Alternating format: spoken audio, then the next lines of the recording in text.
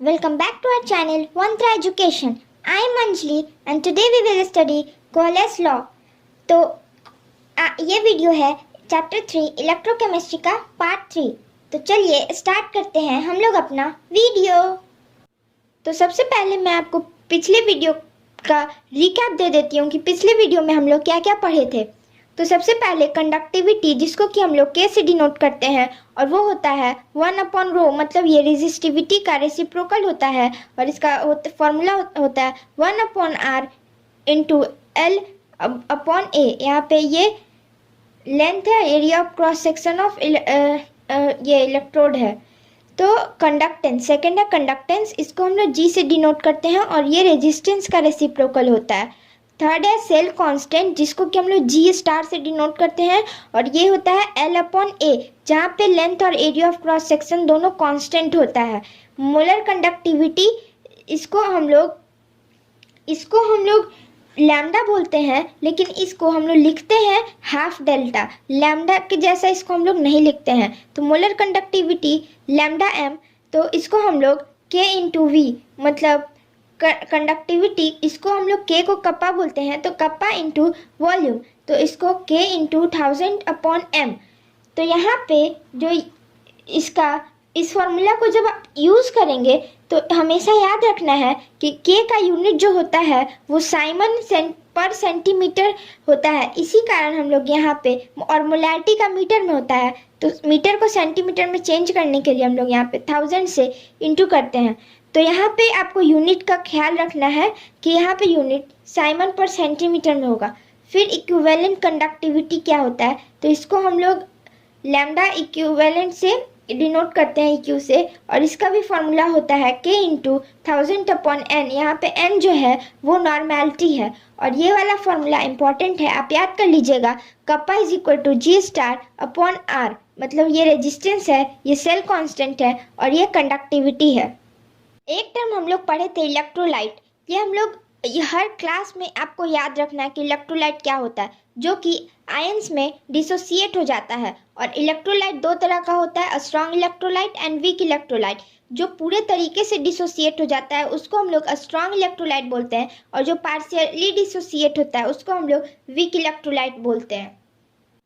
तो अब हम लोग पढ़ेंगे फैक्टर्स अफेक्टिंग इलेक्ट्रोलाइटिक कंडक्टेंस। तो 5 फैक्टर होता है। First, nature of electrolyte. Second, size of ions produced and their solvation.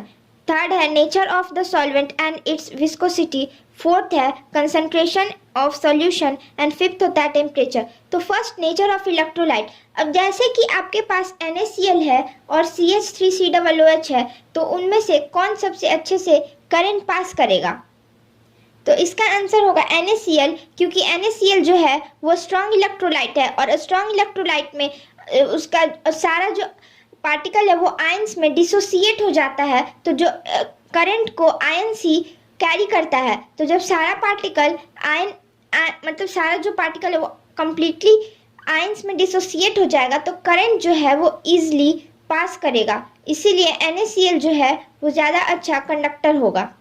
अब सेकंड है साइज ऑफ आयन प्रोड्यूस्ड, मतलब कि साइज ऑफ आयन पे डिपेंड करता है। तो कैसे, मान लीजिए कि एक मोटा आदमी है और एक पतला आदमी है, तो अगर रेस होगा तो कौन जीतेगा? ऑफ कोर्स पतला वाला जीतेगा। वैसे ही मान लीजिए यहाँ पे अगर हम NaCl लिए और एक KBr लिए, तो NaCl से ज़्यादा करंट पास होगा, क्योंकि उसका साइज जो है वो छोटा है, और जो बड़ा वाला जो है KBr जो है उसका साइज बड़ा होता है, तो वो फास्टली मूव नहीं कर सकता है। और फिर एंड देयर सॉल्वेशन। तो सॉल्वेशन मतलब क्या हुआ? अट्रैक्शन। सॉल्वेशन मतलब अट्रैक्शन, तो मतलब कि एक दूसरे को कितना अट्रैक्ट करेंगे। अब बताइए, अगर दो कंपाउंड एक दूसरे को, दो एटम या कुछ भी एक दूसरे को अट्रैक्ट बहुत ज़्यादा करेंगे, तो करंट पास होगा या नहीं? तो उससे करंट बहुत कम नहीं पास हो पाएगा, क्योंकि वो एक दूसरे में ही खोए रहेंगे। जैसे कि NaCl है, सॉलिड स्टेट में एक साथ है Na और Cl, तो सॉलिड स्टेट में तो उससे करंट पास नहीं होगा, लेकिन जब वो आयंस में टूटेगा तब उससे करंट पास होगा। तो इस हिसाब से जब अट्रैक्शन कम होगा तब करंट पास होगा। अब थर्ड है nature of solvent and its viscosity. तो यहाँ पे विस्कोसिटी मतलब गाढ़ापन। तो अगर जितना ज़्यादा सॉल्यूशन गाढ़ा होगा तो आयंस जो है वो उतना मूव नहीं कर पाएगा। जैसे कि मान लीजिए कोई रोड पे बहुत ज़्यादा भीड़ है या बहुत ज़्यादा ट्रैफिक है तो आप उसमें स्पीडली नहीं चल सकते हैं, बट वो अगर खाली है तो आप बहुत स्पीड चल सकते हैं। वैसे ही अगर सॉल्यूशन बहुत ज़्यादा विस्कस हुआ तो आयंस भी मूव नहीं कर पाएगा अच्छे से। तो फोर्थ है कंसंट्रेशन ऑफ सॉल्यूशन। तो यहाँ पे कंसंट्रेशन ऑफ सॉल्यूशन मतलब अमाउंट ऑफ सॉल्यूट। जैसे कि आपने वाटर और NaCl लिया था तो वहाँ पे इलेक्ट्रिसिटी का जो कंडक्टेंस है वो कैसे बढ़ेगा, जब वाटर का अमाउंट बढ़ाएंगे या फिर NaCl का। तो इसका आंसर है जब हम लोग NaCl का अमाउंट बढ़ाएंगे तो इलेक्ट्रिसिटी का जो कंडक्टेंस है वो भी बढ़ेगा NaCl पे, मतलब कि वो अमाउंट ऑफ सॉल्यूट बढ़ाने से जो इलेक्ट्रिसिटी का कंडक्टेंस है वो बढ़ेगा। और फिर फिफ्थ है टेम्परेचर। अब टेम्परेचर इंक्रीज करने से इलेक्ट्रोलाइटिक कंडक्शन जो है वो भी इंक्रीज करता है, क्योंकि रेजिस्टेंस जो है वो डिक्रीज करता है। इस वाले में इलेक्ट्रोलाइटिक कंडक्शन में रेजिस्टेंस डिक्रीज करता है टेम्परेचर बढ़ाने से, तो जो कंडक्टेंस है वो इंक्रीज करेगा। ये हम लोग पिछले वीडियो में अच्छे से समझे थे। तो चलिए अब आगे पढ़ते हैं। तो अब हम लोग पढ़ेंगे वेरिएशन ऑफ कंडक्टिविटी के विथ कंसंट्रेशन। तो सबसे पहले कप्पा, जिसको कि हम कंडक्टिविटी बोलते हैं, वो एक यूनिट वॉल्यूम का कंडक्टिविटी होता है। तो अब आप मुझे बताइए कि स्पेसिफिक कंडक्टिविटी मतलब कि कप्पा और मोलर कंडक्टिविटी मतलब लैम्डा m के बीच क्या डिफरेंस है। तो मैं आपको समझाती हूँ। मान लीजिए कि ये एक बीकर है और बीकर में हम लोग इलेक्ट्रोलाइट सॉल्यूशन भर दिए हैं, लाइक दिस, ऐसे हम लोग भर दिए हैं।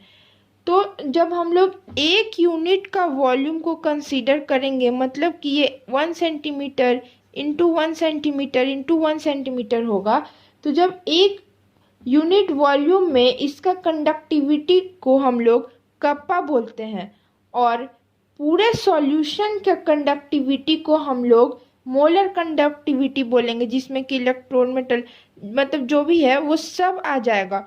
तो पूरे सॉल्यूशन की कंडक्टिविटी को हम लोग मोलर कंडक्टिविटी बोलेंगे और सिर्फ एक यूनिट को हम लोग कंसीडर करेंगे तो उसको हम लोग कप्पा बोलेंगे। और मोलर कंडक्टिविटी का हम लोग लैम्डा m से रिप्रेजेंट करते हैं और ये लैम्डा जो होता है वो कैपिटल लैम्डा है, इसको हम लोग लैम्डा m बोलते हैं। तो अब हम लोग देखते हैं डाइल्यूशन। तो अब एक इलेक्ट्रोलाइटिक सॉल्यूशन में हम लोग अगर पानी डाल रहे हैं, एक इलेक्ट्रोलाइटिक सॉल्यूशन में हम लोग पानी डाल रहे हैं तो क्या होगा, तो उसके कप्पा पे क्या इफेक्ट पड़ेगा। अगर हम लोग किसी सॉल्यूशन में पानी डालेंगे तो कप्पा पे क्या इफेक्ट पड़ेगा। मैं क्या पूछ रही हूँ, कप्पा पे, ना कि डेलम पे। तो देखिए यहाँ पे अगर हम लोग एक बीकर में इलेक्ट्रोलाइटिक सॉल्यूशन, मान लेते हैं यहाँ तक था, तो इलेक्ट्रोलाइटिक सॉल्यूशन लिया और हम लोग 1 सेंटीमीटर क्यूब मतलब कप्पा की बात कर रहे हैं, इतना में हम लोग वॉल्यूम देखेंगे। तो ये इलेक्ट्रोलाइटिक सॉल्यूशन से भरा हुआ था 1 सेंटीमीटर क्यूब वॉल्यूम। इस वॉल्यूम की कंडक्टिविटी को हम लोग कप्पा बोलेंगे, 1 सेंटीमीटर क्यूब के कंडक्ट। तो अब एक मान लीजिए यहाँ पे 1 मोल पर लीटर था। जब हम लोग अब हम लोग इसमें क्या करेंगे कि पानी मिलाएंगे। तो जब हम लोग वॉल्यूम को डबल कर देंगे, पानी मिलाएंगे तो मान लेते हैं यहाँ तक हो जाएगा, तो वॉल्यूम जो है वो डबल हो गया। तो मोलैरिटी तो क्या होगा, मोलैरिटी हाफ हो जाएगा, क्योंकि मान लीजिए कि चाय है वो बहुत ज़्यादा मीठा है, तो उसमें आप अगर और दूध मिला देंगे तो चाय थोड़ा कम मीठा हो जाएगा। तो मोल जो है वहाँ पे मतलब मोल तो कम हो रहा है, क्योंकि मान लीजिए कि एक कप में पहले यहाँ तक था तो चीनी यहाँ तक था, अब वो कप पूरा भर गया, तो इसमें से तो चीनी डिक्रीज हो जाएगा, हाफ हो जाएगा। तो ये पहले 1 मोल था, तो पानी डालने के बाद ये 0.5 मोल हो जाएगा। तो यहाँ पे मान लेते हैं कि इसमें अगर हम लोग का 10 आयन था, तो कपा में से भी डिक्रीज आयन जो है वो डिक्रीज हो जाएगा, तो यहाँ पे 5 हो जाएगा। तो जब आयंस ही डिक्रीज हो जा रहा है, जो कि चार्ज का कैरियर होता है, तो आयंस डिक्रीज हो जा रहा है, मतलब कि कंडक्टिविटी भी डिक्रीज होगा, क्योंकि कैरियर ही कम हो गया है, तो चार्ज को कैरी कौन करेगा। तो वहीं यहाँ पे लिखा हुआ है, with the increase in dilution the number of ions present in 1 centimeter cube of the solution decreases as a result K also decreases with the dilution। मतलब हम लोग जब डाइल्यूशन करेंगे, मतलब इलेक्ट्रोलाइटिक सॉल्यूशन में जितना पानी मिलाएंगे तो उतना कंडक्टिविटी जो है वो कम हो जाएगा कपा का भी। अगर आपको अभी भी ये समझ नहीं आया है तो मैं आपको एक एग्जाम्पल से समझाती हूँ। मान लीजिए कि एक छोटा सा रूम है जिसमें कि आदमी एकदम ठूस ठूस के भरा है, और अगर उस रूम का दीवार तोड़कर दूसरे रूम से अटैच कर दिया जाए तो क्या होगा, जो एक रूम में जो आदमी थे वो उस रूम में भी चले जाएंगे। मान लीजिए इसमें अगर 50 आदमी थे एक रूम में, और अटैच करने के बाद क्या होगा, 25 इसमें 25 उसमें। उसी टाइप से जब हम लोग इसमें पानी मिला दिए तो मोल जो है वो डिस्ट्रीब्यूट हो गया, तो उसी तरह से जो आयंस है उसका नंबर कम हो गया, तो चार्ज कैरियर कम हो गया। वॉल्यूम जब हम लोग बढ़ा रहे हैं तो चार्ज कैरियर कम हो गया, मतलब कि कंडक्टिविटी घट गया, डिक्रीज हो गया। अब हम लोग देखेंगे मोलर कंडक्टिविटी पे डाइल्यूशन का क्या इफेक्ट होता है। पहले हम लोग देखे कप्पा पे, मतलब कि कंडक्टिविटी पे क्या असर हुआ था, स्पेसिफिक कंडक्टिविटी पे। अब हम लोग देखेंगे मोलर कंडक्टिविटी पे। तो मान लीजिए हम लोग एक बीकर लिए हैं और उसमें इलेक्ट्रोलाइट लिए हैं, तो वॉल्यूम को जब हम लोग डबल कर दिए तो अब कंडक्टिविटी पे क्या असर पड़ेगा। और यहाँ पे जो डेल एम है वो प्योर सॉल्यूशन का कंडक्टिविटी है। तो पहले मान लीजिए कि इतना भरा हुआ था और अब हम लोग इसमें प्योर वाटर डाल दिए तो यहाँ तक हो गया। तो हम लोग यहाँ पे चार्ज कैरियर्स तो कम नहीं किए हैं, जैसे कि आपको मैंने एक रूम वाला एग्जांपल दिया था, तो 50 आदमी थे और जब दीवार टूटा तो 25 उधर चले गए। मतलब जब हम लोग एक स्पेसिफिक रूम के बारे में बोल रहे थे तो वहाँ पे कम हो रहा था, बट आदमी पूरा का जब हम लोग लेंगे, पूरे का लेंगे तो तब तो आदमी कम नहीं हुआ है, तब 50 का 50 है। वैसे ही जो पिछले बार हम लोग केस लिए थे उसमें एक पर्टिकुलर 1 सेंटीमीटर वॉल्यूम का लिए थे, बट इसमें हम लोग पूरे वॉल्यूम का ले रहे हैं, तो पूरे वॉल्यूम में चार्ज कैरियर कम नहीं हुआ है, बल्कि यहाँ पे स्पेस बढ़ा है, क्योंकि हम लोग वॉल्यूम यहाँ पे बढ़ा दिए हैं। तो मतलब कि स्पेस बढ़ गया है, तो जो मोबिलिटी है चार्ज कैरियर्स का वो बढ़ जाएगा। तो मोबिलिटी जो है वो कंडक्टिविटी के लिए रिस्पॉन्सिबल होता है, क्योंकि जब आयंस मूव करेगा तभी चार्ज जो है वो पास होगा। जैसे कि सॉलिड जो है वो इंसुलेटर होता है, उसमें इलेक्ट्रॉन्स मूव नहीं करता है तो चार्ज जो है वो पास नहीं होता है। जैसे कि NaCl का सॉलिड स्टेट में नहीं होता है, बट मोल्टेन और एक्वा सॉल्यूशन में होता है। उसी तरह से यहाँ पे मोबिलिटी तो बढ़ रहा है, मतलब कि चार्ज को मूव करने के लिए ज़्यादा जगह मिल रहा है, मतलब कि जो कंडक्टिविटी है वो बढ़ेगा। मोलर कंडक्टिविटी में जो कंडक्टिविटी है वो बढ़ेगा जब हम लोग डाइल्यूशन करेंगे, मतलब डाइल्यूशन इंक्रीज होगा तो कंडक्टिविटी भी इंक्रीज होगा। अब यहाँ पे दो तरह का इलेक्ट्रोलाइट होता है, एक स्ट्रॉन्ग इलेक्ट्रोलाइट और एक वीक इलेक्ट्रोलाइट।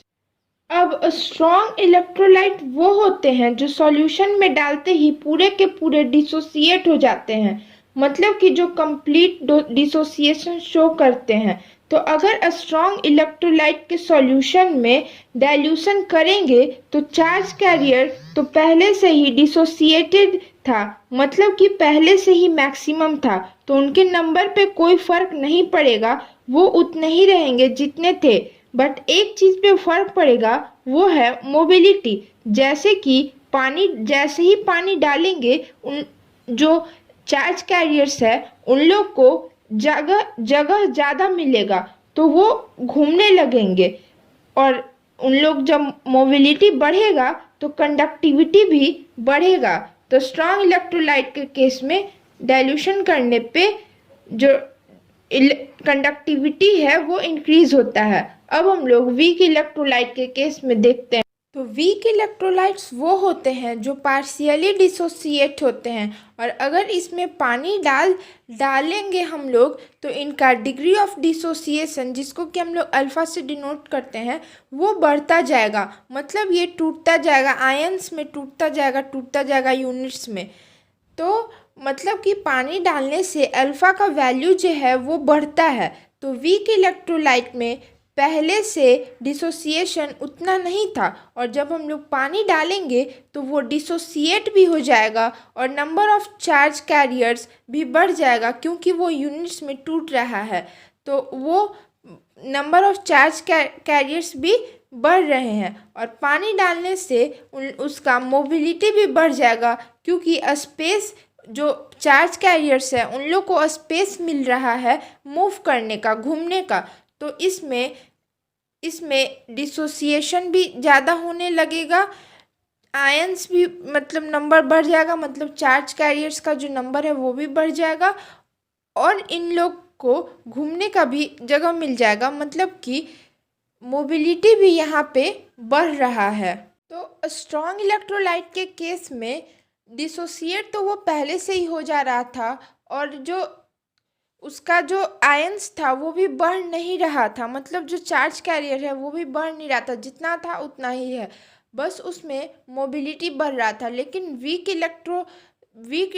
इलेक्ट्रोलाइट के केस में मोबिलिटी तो बढ़ ही रहा है, साथ में उसका डिग्री ऑफ डिसोसिएशन भी बढ़ रहा है, मतलब कि जो चार्ज कैरियर्स का नंबर है वो भी बढ़ रहा है और डिसोसिएशन भी बढ़ रहा है। तो इसमें वीक इलेक्ट्रोलाइट का डबल फायदा हो गया। तो यहाँ पे अब हम लोग ग्राफ देखते हैं।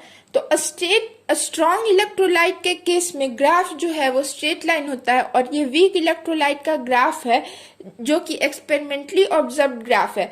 तो वीक इलेक्ट्रोलाइट के केस में ग्राफ जो है वो सडनली इंक्रीज हो जाता है, क्योंकि पानी में डालने से पानी मिलाने से मोबिलिटी भी बढ़ता है और चार्ज कैरियर का नंबर भी बढ़ता है। तो कंसंट्रेशन हम लोग जैसे जैसे कम करेंगे, वैसे वैसे कंडक्टिविटी बढ़ता जाएगा, मतलब कि हम लोग जैसे जैसे डाइल्यूट करेंगे वैसे वैसे कंडक्टिविटी बढ़ता जाएगा।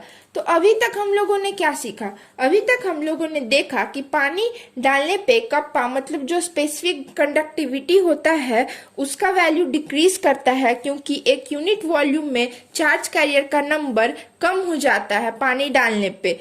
और जो मोलर कंडक्टिविटी, मतलब कि ये डेल्टा एम है, यानी कि पूरे सॉल्यूशन का कंडक्टिविटी वो पानी डालने पे बढ़ता है, क्योंकि उसके अंदर जो चार्ज कैरियर है उस पे इम्पैक्ट पड़ता है, और ये इम्पैक्ट स्ट्रॉन्ग और वीक इलेक्ट्रोलाइट के लिए डिफरेंट होता है। और मोबिलिटी भी बढ़ता है जब वॉल्यूम को हम लोग बढ़ा देते हैं। तो स्ट्रॉन्ग इलेक्ट्रोलाइट पे क्या इम्पैक्ट पड़ता है? तो स्ट्रॉन्ग इलेक्ट्रोलाइट में सब्सटेंस तो ऑलरेडी कंप्लीटली डिसोसिएटेड होता है, तो जब हम लोग उसमें पानी डालते हैं तो नंबर ऑफ चार्ज कैरियर्स पे कोई इफेक्ट नहीं पड़ता है, बट मोबिलिटी जो है चार्ज कैरियर्स का वो बढ़ता है। सो कंडक्टिविटी भी है जो स्लोली इंक्रीज करता है। तो उसका ग्राफ इस तरह से होता है, मतलब ऐसे स्लोली वो इंक्रीज करता है स्ट्रेट लाइन में। अगर आप मतलब कि वीक इलेक्ट्रोलाइट में देखें तो वीक इलेक्ट्रोलाइट में डबल फायदा है, क्योंकि पहला तो चार्ज कैरियर बढ़ रहा है क्योंकि डिसोसिएशन बढ़ रहा है, सेकंड है मोबिलिटी भी बढ़ रहा है। तो दैट्स वाई जो ग्राफ है वो सडनली इंक्रीज करता है। तो वीक इलेक्ट्रोलाइट में ये एकदम से जो ग्राफ इंक्रीज कर रहा है ये हम लोग के लिए प्रॉब्लम का कारण बन गया। और वो प्रॉब्लम क्या है? तो प्रॉब्लम ये है कि अगर आपको मैं बोलूं कि molar conductivity eight infinite dilution मुझे निकाल कर बताइए, तो आप कैसे बताइएगा? मतलब जब हम लोग बहुत ज्यादा पानी, मतलब नदी इतना पानी डाल दिए, मतलब बहुत ज्यादा पानी डाल दिए, उस समय कंडक्टिविटी कितना होगा ये आपको मुझे बताना है। मतलब मैक्सिमम लिमिट ऑफ कंडक्टिविटी कितना होगा, मतलब इससे ज्यादा अब वो कंडक्टिविटी सॉल्यूशन शो नहीं कर सकता है। तो यहाँ पे आप कैसे निकालेंगे, तो यहाँ पे ये जो ग्राफ है ये तो वाई एक्सिस के पैरेलल जा रहा है, टच ही नहीं कर रहा है। तो जब टच ही नहीं कर रहा है तो हम लोग कंडक्टिविटी जीरो कंसंट्रेशन में कैसे निकालेंगे। तो इसी का इलाज लेकर आए थे साइंटिस्ट कोलरॉस। तो उन्होंने ये सॉल्यूशन निकाला था कि वीक इलेक्ट्रोलाइट की भी हम लोग लिमिटिंग कंडक्टिविटी निकाल सकते हैं। लिमिटिंग मोलर कंडक्टिविटी का मतलब ये हुआ कि वो पर्टिकुलर इलेक्ट्रोलाइट मैक्सिमम कितना इलेक्ट्रिसिटी कंडक्ट कर सकता है। तो यही उन्होंने कोलरॉस लॉ में बताया है, जो कि हम लोग का आज मेन टॉपिक है। तो चलिए अब हम लोग वो पढ़ते हैं। तो कोलरॉस लॉ, तो कोलरॉस ने ये बोला कि जब आप इतना पानी डाल देते हो कि इससे ज्यादा अब ये पर्टिकुलर इलेक्ट्रोलाइट्स जो इलेक्ट्रोलाइटिक सॉल्यूशन है वो कंडक्टिविटी नहीं कर सकता है, तो ऐसे में क्या होता है कि इनफाइनाइट डाइल्यूशन, जिसको हम लोग बोलते हैं, मतलब जिसको हम लोग बोल सकते हैं कि इनफाइनाइट डाइल्यूशन मतलब ड्रम भर के, नदी भर के बहा दिए, एकदम नदी ड्रम भर के पानी डाल दिए, इतना ज्यादा डाइल्यूट कर दिए। तो इनफाइनाइट डाइल्यूशन में वीक हो या स्ट्रांग इलेक्ट्रोलाइट, वीक हो या स्ट्रांग इलेक्ट्रोलाइट हो, मतलब किसी भी तरह का इलेक्ट्रोलाइट हो, उसका डिसोसिएशन 100% होता है। क्योंकि हर बार पानी जब हम लोग डालते हैं तो डिसोसिएशन बढ़ता है, तो जब हम लोग इनफाइनाइट कर देंगे तो 100% डिसोसिएशन हो जाएगा। तो ऐसे समय पर हर आयन अपना डिफिनिट कंट्रीब्यूशन देगा टुवर्ड्स मोलर कंडक्टिविटी, मतलब हर एक इलेक्ट्रोलाइट अपने कंस्टिट्यूएंट पार्टिकल में टूट चुका है और हर एक आयन मस्त होके इधर उधर घूम रहा है।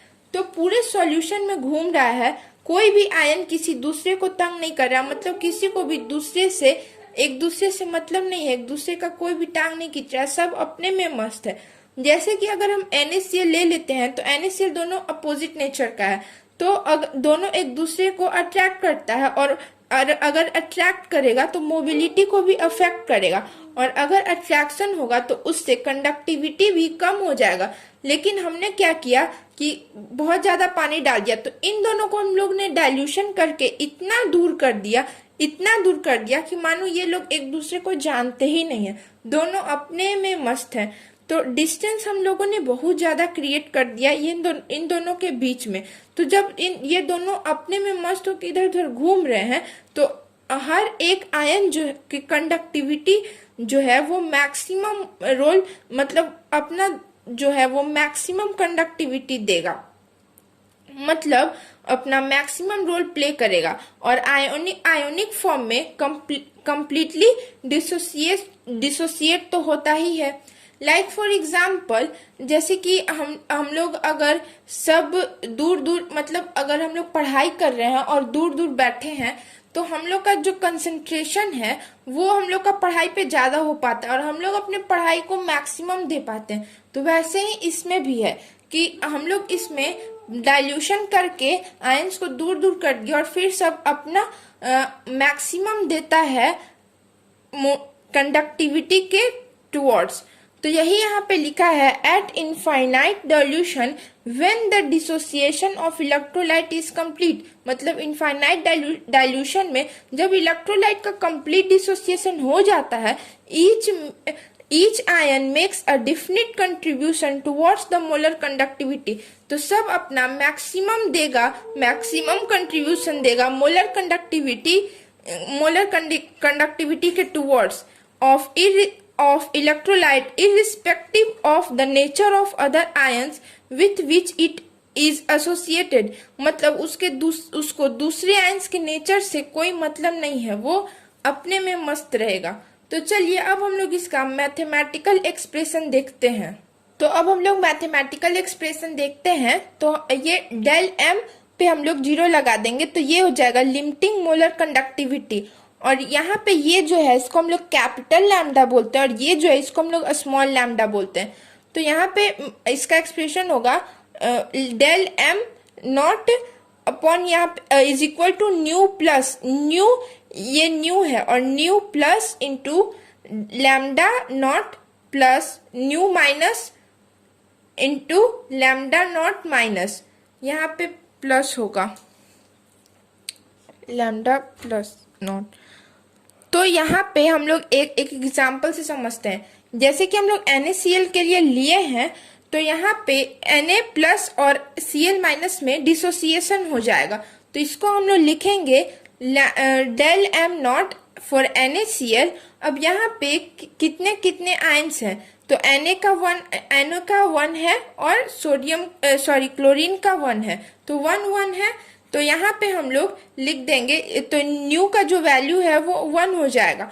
जो न्यू प्लस और न्यू माइनस है वो आयंस है which are furnished from that electrolyte, मतलब इन लोग के आयन का वैल्यू है। तो यहाँ पे म्यू तो 1 हो जाएगा, तो यहाँ पे lambda Na plus plus lambda NaCl minus lambda naught Cl minus.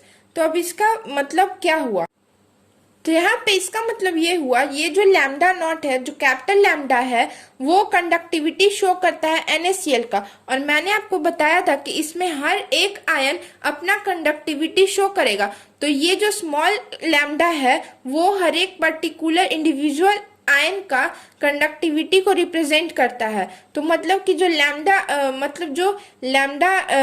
Del M का जो मतलब टोटल कंडक्टिविटी है, वो हर एक आयन का कंडक्टिविटी को हम लोग ऐड करके टोटल कंडक्टिविटी निकालते हैं। अब यहाँ पे क्या आपके दिमाग में एक क्वेश्चन आया कि NaCl यहाँ पे तो स्ट्रॉन्ग इलेक्ट्रोलाइट है, तो इसमें क्यों कोलरॉस लॉ लग गया। तो ये जो कोलरॉस लॉ है वो सारे इलेक्ट्रोलाइट के लिए है, लेकिन हमें प्रॉब्लम आया था वीक इलेक्ट्रोलाइट में कि हमारा निकल नहीं रहा था, तो हम लोग इसके लॉ को उसमें यूज किए। बट ये सारे वीक इलेक्ट्रोलाइट के लिए और स्ट्रॉन्ग इलेक्ट्रोलाइट के लिए, दोनों के लिए एप्लीकेबल है। तो हम लोग यहाँ पे एक और एग्जाम्पल लिए हैं BaCl2 का।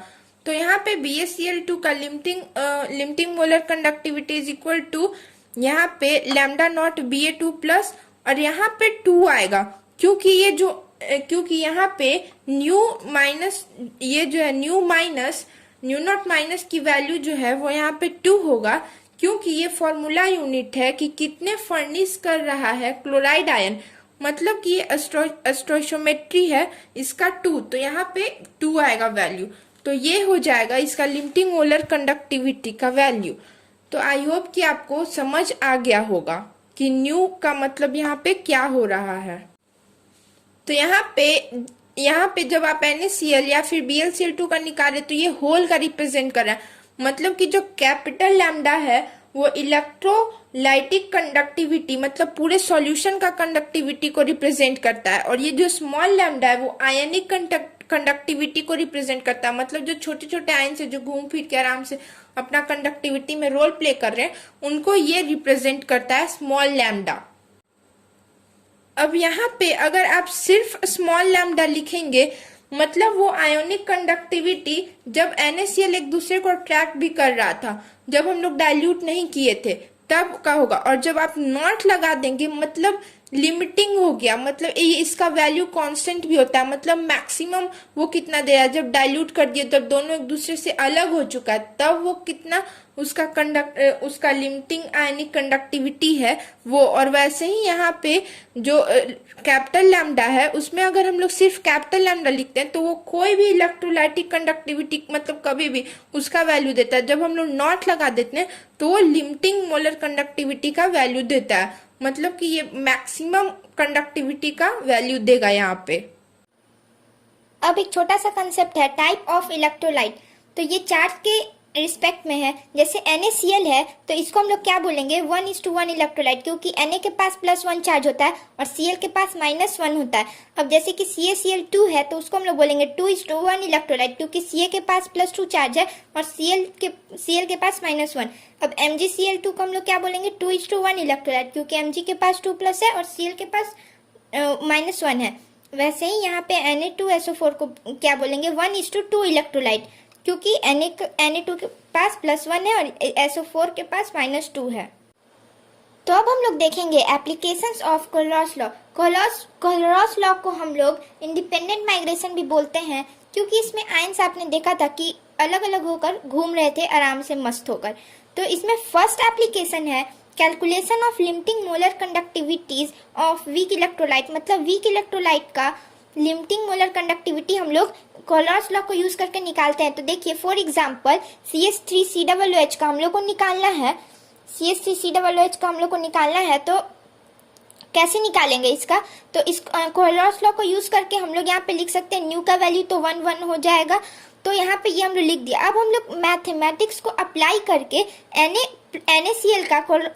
में कोलरॉस लॉ लगा के इसको हम लोग लैम्डा नॉट Na प्लस और plus lambda naught Cl minus और माइनस, मतलब जो जोड़े हैं उसी को हम लोग घटा देंगे। तो ये हम लोग मैथमेटिक्स में पढ़े हैं कि किसी भी क्वेश्चन में हम लोग सेम चीज को ऐड और सब्ट्रैक्ट कर सकते हैं। तो वैसे NaCl को हम लोग ऐड कर दिए कोलरॉस लॉ को, और उसी को हम लोग सब्ट्रैक्ट भी कर दिए। अब इसमें आपको इन सब को जोड़कर मतलब स्ट्रॉन्ग इलेक्ट्रोलाइट बनाना है। तो हम लोग CH3COO माइनस को Na के साथ जोड़ देंगे तो ये स्ट्रॉन्ग बन जाएगा, और फिर हम लोग H प्लस को लैम्डा नॉट H प्लस को हम लोग Cl माइनस के साथ जोड़ देंगे, और Na प्लस Cl माइनस को हम लोग इन दोनों को जोड़ देंगे। तो यहाँ पे हम लोग का कोलरॉस लॉ को यूज करके ये वाला इक्वेशन बन जाएगा। तो अब ये सब लिमिटिंग मोलर कंडक्टिविटी बन गया स्ट्रॉन्ग इलेक्ट्रोलाइट का। तो वीक इलेक्ट्रोलाइट में ग्राफ जो था वो वाई एक्सिस के पैरेलल था, जिसके कारण आप निकाल नहीं पा रहे थे। लेकिन स्ट्रॉन्ग वाले में ग्राफ जो होता है वो स्ट्रेट लाइन होता है, और आप उस ग्राफ को यूज करके कोलरॉस लॉ ग्राफ को यूज करके आप लिमिटिंग मोलर कंडक्टिविटी निकाल सकते हैं। तो ये सब अब स्ट्रॉन्ग इलेक्ट्रोलाइट बन गया है। तो अब इससे हम लोग इन सब को ऐड करके CH3COOH का लिमिटिंग मोलर कंडक्टिविटी निकाल लेंगे। तो अब हम लोग देखते हैं सेकेंड एप्लीकेशन। तो अब हम लोग का सेकेंड एप्लीकेशन है कि हम लोग डिग्री ऑफ डिसोसिएशन कैसे कैलकुलेट करते हैं वीक इलेक्ट्रोलाइट का। तो हम लोग का अल्फा जो है वो डिग्री ऑफ डिसोसिएशन है, मतलब कि कितना टूटा है। तो यहाँ पे इफ लिखा हुआ, if limiting molar conductivity is the molar conductivity of solution at any concentration, कोई भी कंसंट्रेशन पे, and limiting molar conductivity is limiting and ये जो है del m naught is limiting molar conductivity, then degree of ionization alpha is given as, मतलब कि तब degree of ionisation alpha जो है वो ये होगा, इसके इक्वल होगा, मतलब डेल एम सी, मतलब किसी भी कंसंट्रेशन पे जो मोलर कंडक्टिविटी का वैल्यू है उस बाय लिमिटिंग मोलर कंडक्टिविटी। अब इसका मतलब ये हुआ कि मान लीजिए आप लिमिटिंग मोलर कंडक्टिविटी CH3COOH का आपके पास एसिटिक एसिड का अगर हम लोग लिमिटिंग मोलर कंडक्टिविटी लिए हैं, मतलब कि वो 100% डिसोसिएटेड है और उसका कंडक्टिविटी का वैल्यू जो है वो x है। तो और अगर अब हम लोग किसी भी कंसंट्रेशन पे, मतलब कि किसी भी कंसंट्रेशन पे अगर लिए हैं तो उसका कंडक्टिविटी का जो वैल्यू है वो x/2 आ रहा है। इसका मतलब ये हुआ कि जब पूरा 100% डिसोसिएटेड था तो कंडक्टिविटी हम लोग का x आ रहा था एसिटिक एसिड का, और हम लोग जब किसी भी कंसंट्रेशन पे लिए हैं तब हम लोग का x/2 आ रहा है कंडक्टिविटी। इसका मतलब ये हुआ कि वो 50% ही डिसोसिएटेड है उस कंसंट्रेशन पे। तो इससे हम लोग निकाल लिए। तो हम लोग मतलब जो लिमिटिंग मोलर कंडक्टिविटी है उसके रिस्पेक्ट में कोई भी कंसंट्रेशन पे जो मोलर कंडक्टिविटी है उससे हम लोग यहाँ से निकाले कि मान लीजिए आपका लिमिटिंग पे x था, तो अगर x/2 आ रहा है किसी भी कंसंट्रेशन पे तो लिमिटिंग पे 100% डिसोसिएटेड है, तो x/2 कंडक्टिविटी आ रहा है, मतलब 50% डिसोसिएटेड है। इसी तरह x/4 आएगा तो कितना होगा, तो उसके रिस्पेक्ट में हम लोग निकालते जाएंगे। तो चलिए अब हम देखते हैं थर्ड एप्लीकेशन। तो थर्ड है determining the solubility of sparingly soluble salt. तो यहाँ पे मोलैरिटी तो हम लोग उसी का निकालते हैं जो कि पूरा घुल गया हो। तो यहाँ पे ये फॉर्मूला तो आपको पता ही है, बस यहाँ पे मोलैरिटी के जगह हम लोग सॉल्युबिलिटी डाल देंगे और हम लोग लिमिटिंग मोलर कंडक्टिविटी निकाल लेंगे। तो ये देखिए यहाँ पे इससे कोलरॉस लॉ से रिलेटेड एक क्वेश्चन मैंने लिया है। तो ये अगर आप लोग चाहें तो खुद से सॉल्व कर सकते हैं, क्योंकि मैंने ये कंसेप्ट पीछे सेम कंसेप्ट मैंने एग्जांपल लेकर डिस्कस किया था। तो आपको कैलकुलेट करना है limiting molar conductivity acetic acid के लिए। तो एसिटिक एसिड जो है वो वीक इलेक्ट्रोलाइट है और आप लोग को ये डेटा गिवन है। तो अगर आप खुद से सॉल्व कर सकते हैं तो वीडियो पॉज करके करिए, नहीं तो मैं अभी आपको सॉल्यूशन दिखाती हूँ। तो यहाँ पे एसिटिक एसिड का फॉर्मूला होता है CH3COOH। अब आपको इसका जो वैल्यू है वो गिवन था, तो कोलरॉस लॉ की मदद से हम लोग इसको तोड़ेंगे। तो इसको हम लोग ऐसे लिख सकते हैं, और इसका वैल्यू दिया हुआ था, फिर NaCl को भी हम लोग उसके लॉ की मदद से तोड़ेंगे, और फिर इसको और इन सब को फिर हम लोग तोड़कर और फिर हमें कैलकुलेट क्या करना है, तो लिमिटिंग मोलर कंडक्टिविटी CH3COOH का। तो इसको हम लोग जब ब्रेक करेंगे तो ये आएगा। और जब हम लोग इक्वेशन 1 इसको ले लेते हैं, 2 ले लेते हैं, इसको 3 ले लेते हैं, 1 + 2 में से -1 + 3 में से इक्वेशन 2 को माइनस करेंगे तो हम लोग का ये वाला आंसर आ जाएगा। तो आप लोग इसको खुद से मैथमेटिकली यहाँ से इसको कैलकुलेट कीजिएगा, तो आंसर सही जो है वो 391 आएगा। अब ये है सेकंड क्वेश्चन, जिसमें कि आपको कैलकुलेट करना है लिमिटिंग मोलर कंडक्टिविटी CaCl2 के लिए और MgSO4 के लिए, और आपको आयनिक कंडक्टिविटी का वैल्यू यहाँ पे गिवन है, आयनिक लिमिटिंग कंडक्टिविटी का। तो क्या आप निकाल सकते हैं? बहुत इजी है, आप खुद से ट्राई कीजिए।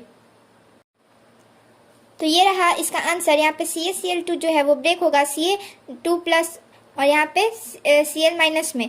तो यहाँ पे कोलरॉस लॉ को यूज़ करके हम लोग ये वाला इक्वेशन बनेगा और फिर वैल्यू पुट करेंगे हम लोग, तो आंसर लास्ट में आ जाएगा। आप लोग ऐड करके निकालिएगा। और इस वाले में MgSO4 को हम लोग ब्रेक करेंगे तो Mg2+ SO4 2- बनेगा, और इसका आप लोग को निकालना है और कमेंट बॉक्स में आपको कमेंट करके बताना है कि आपसे निकला या नहीं निकला। इसका करेक्ट आंसर है 266। अब मैंने आपको कोलरॉस लॉ के एप्लीकेशन में बताया था कि डिग्री ऑफ डिसोसिएशन कैसे हम लोग निकालते हैं।